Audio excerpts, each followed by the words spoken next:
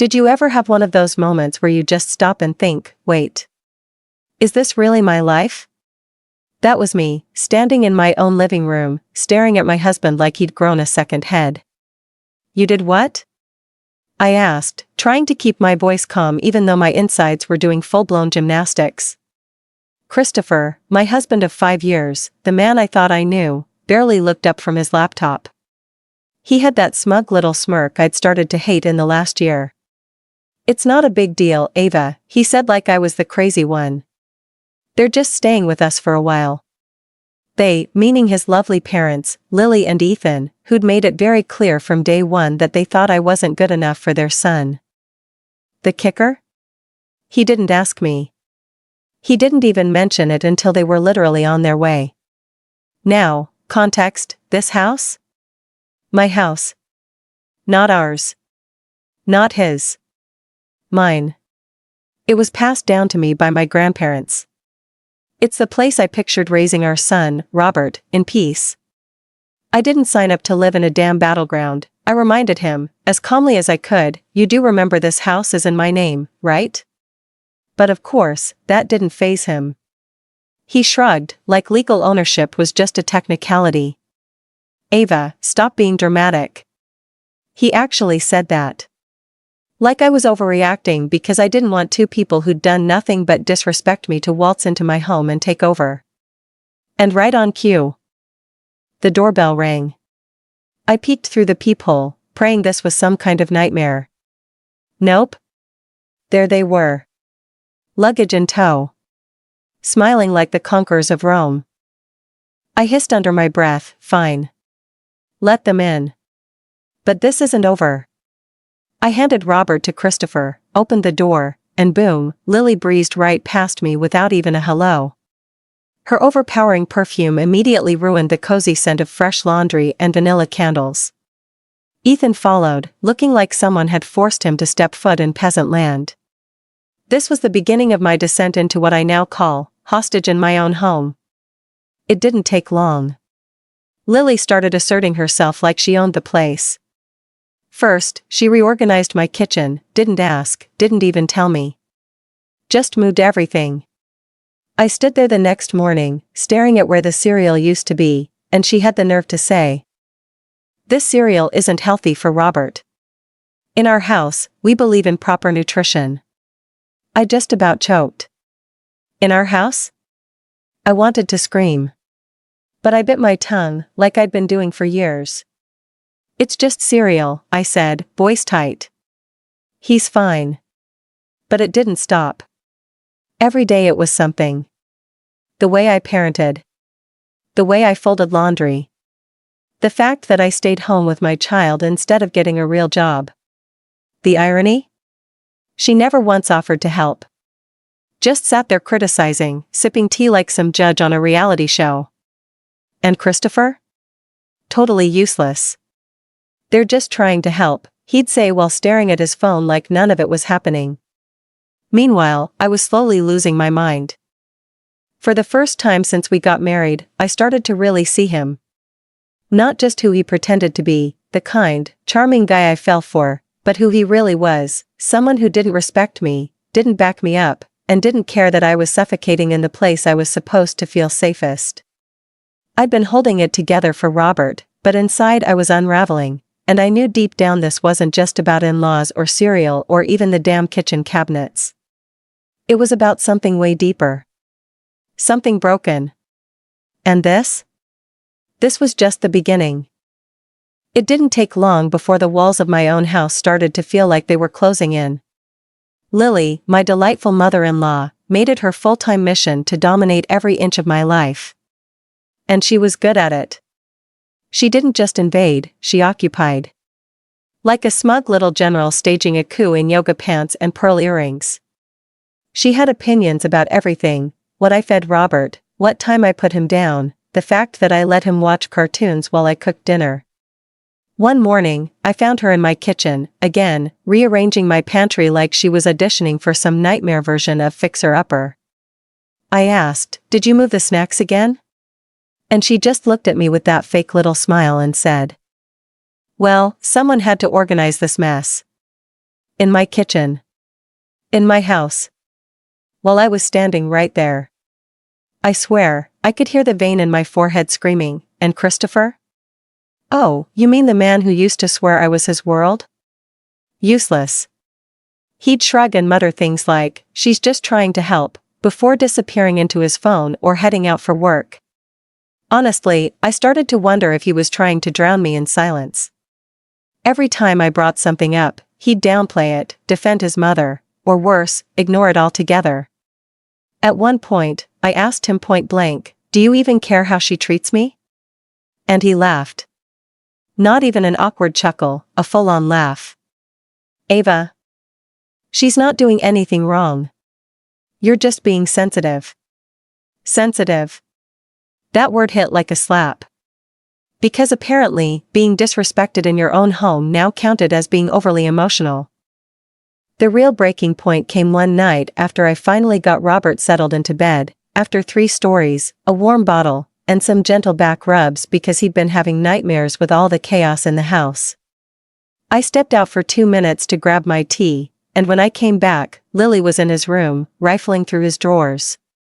What are you doing? I asked, my voice already shaking. She didn't even flinch. Just organizing, she said flatly, like it was her God-given right. This room is a mess. That was it. I saw red. Get out, I said, fists clenched at my sides. I want you out of my house. She turned slowly, lips curling into this smug little sneer like she'd won. Your house? She mocked. This is Christopher's house too, and he wants us here. My jaw locked. My heart was thudding so loud I could barely hear her. I didn't scream. I didn't cry. I just turned and walked away. Because if I stayed one more second, I was either going to say something I couldn't take back. Or throw something. I went to my room, locked the door, and sat on the edge of the bed, shaking. I didn't even realize I was crying until I tasted salt on my lips. I felt defeated. Invisible. Like a ghost floating through my own life. And that's when I picked up the phone and called the only person who always made me feel seen, my brother Joseph. The moment I heard his voice, I cracked. They're taking over everything. I said, my voice barely more than a whisper. I don't even feel like I belong in my own home anymore. Joseph didn't interrupt, didn't try to fix it, he just listened. And then he said something I'll never forget, Ava, this is your house, your life, and your child. Don't let them bully you into thinking otherwise. And just like that, a spark lit inside me. I wasn't crazy. I wasn't sensitive. I was being steamrolled. But that was about to change. The war inside my walls wasn't over. But I was done hiding behind silence. I was getting ready to fight back. Something changed after that call with Joseph. Like a switch flipped. I wasn't going to just exist in my house anymore, I was going to take it back. No more biting my tongue. No more crying behind closed doors while Lily judged me for giving my toddler goldfish crackers instead of organic air-puffed quinoa dust or whatever nonsense she believed in. Nope. I grabbed a notebook, one of those old spiral ones from back when I used to journal, and started writing everything down. Every backhanded comment, every time she moved something without asking, every time she overstepped with Robert. I even made a bullet point list titled, Reasons I'm Not Crazy. It sounds silly, but it kept me grounded. Gave me proof. Because the gaslighting? It was real. Christopher made me feel like I was imagining things. But I wasn't. I wasn't, and then came the confrontation. I'd gone over it in my head 100 times. Waited until Christopher and his parents were all sitting in the living room like some smug little council of chaos. My heart was pounding, but my voice? Steady. We need to talk, I said, standing in the doorway, arms crossed, heart on fire. Christopher glanced up from his phone, half annoyed, half confused. What's this about, Ava? I didn't even blink. It's about your parents. And how they're treating me. This ends now. Lily scoffed like I'd just told her the earth was flat. "We're just trying to help," she said with that tight-lipped smile that made my blood boil. "Help?" I snapped. "You've criticized me every day, invaded my son's space, and made me feel like a stranger in my own home. This isn't help. It's control." Christopher shifted uncomfortably but didn't say a word. Classic. So I dropped the bomb. Either they leave. Or I do. And I'm taking Robert with me. The room went silent. For once, Lily didn't have a snide comment. Ethan stared at the floor. Christopher looked like I'd slapped him. And I meant every word. I didn't care if it meant sleeping on Joseph's couch. I was done being disrespected in the one place I was supposed to feel safe. That night, they packed their bags.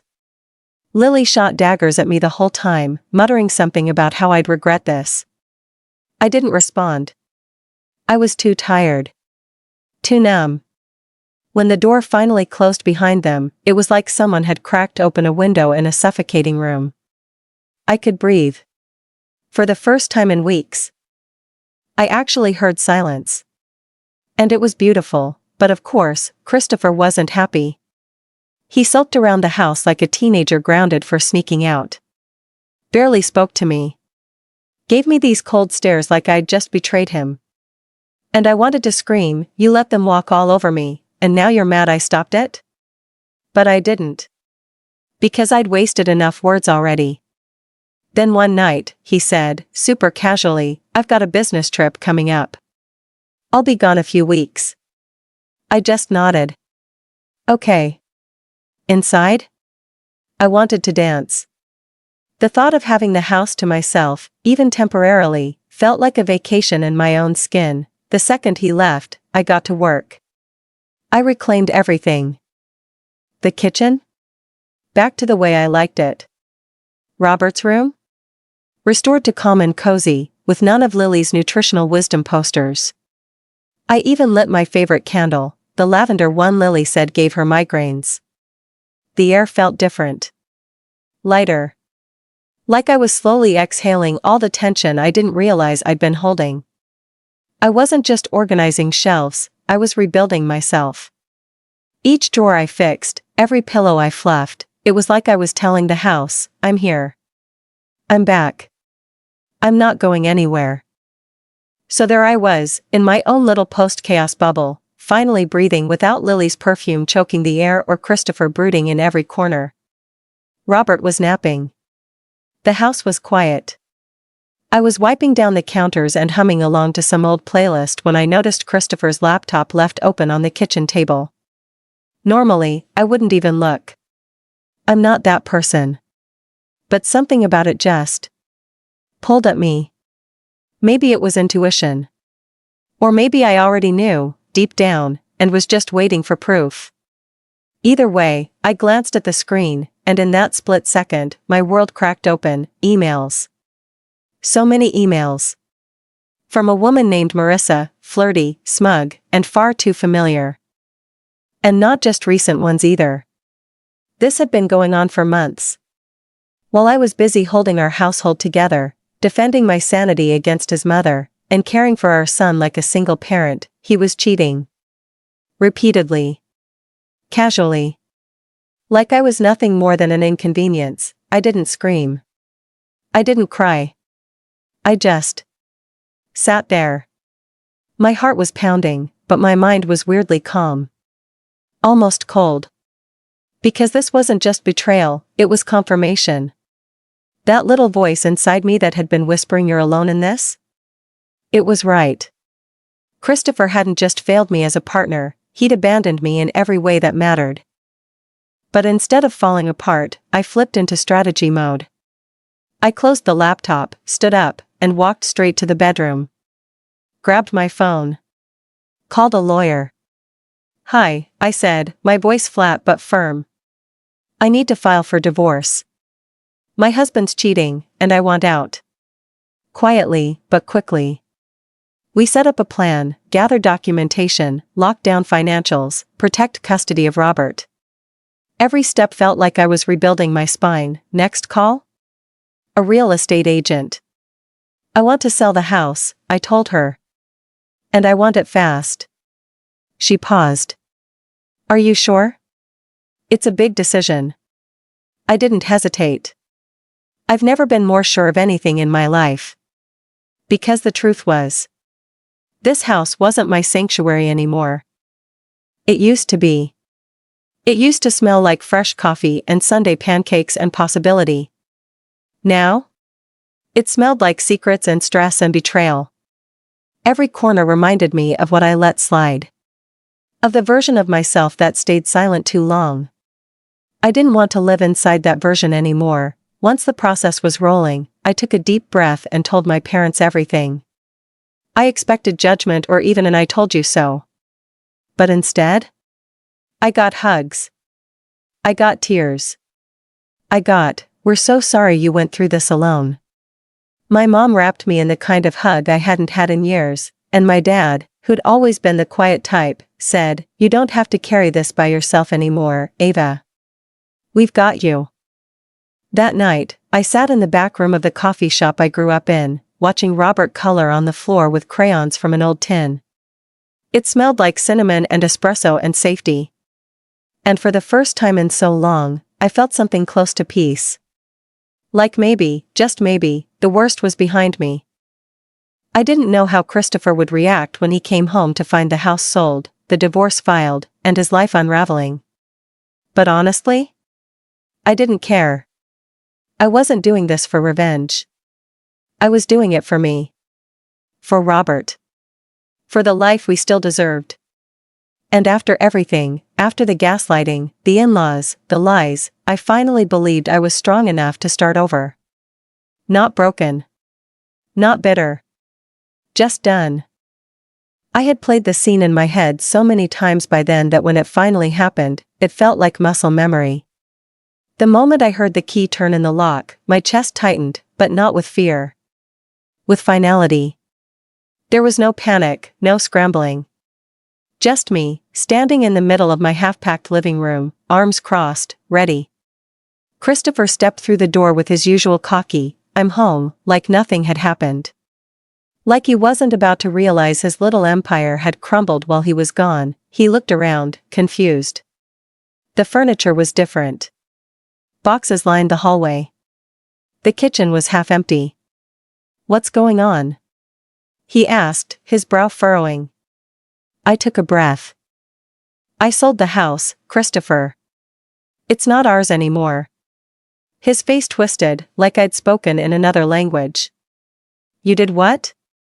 I didn't flinch. "I sold it. And before you say anything else, I know about the affair. I know everything. I've already filed for divorce." You could literally see the panic flood his face. His mouth opened, then closed, like he was buffering. "Ava, come on," he started, already defaulting to that patronizing tone. "It's not what you think. It's complicated." "Oh, save it." "No," I said flatly, "it's actually really simple. You cheated. Repeatedly. You lied. You abandoned me while I was drowning. And now?